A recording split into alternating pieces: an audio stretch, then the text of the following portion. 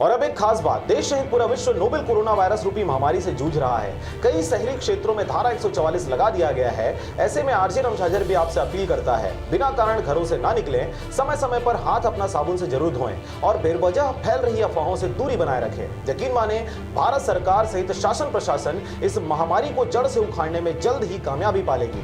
धन्यवाद। नमस्कार, स्वागत है आपका आरजे रमझाझर में और मैं हूं रीना चतुर्वेदी।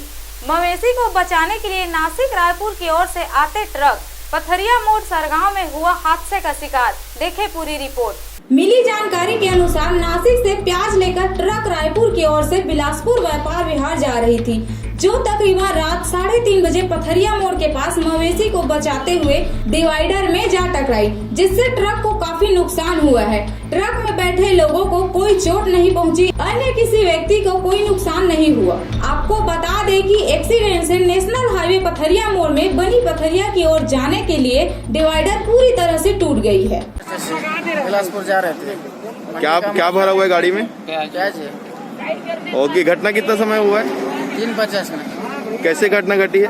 और भैया बचाने की चक्कर में गाड़ी घूम गई, पीछा नहीं गई, डिवाइडर पर चढ़ गई।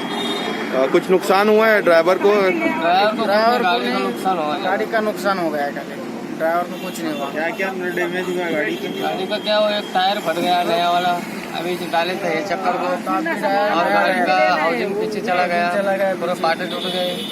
कहाँ जा रहा है? व्यापार बिहार में जा रहा है।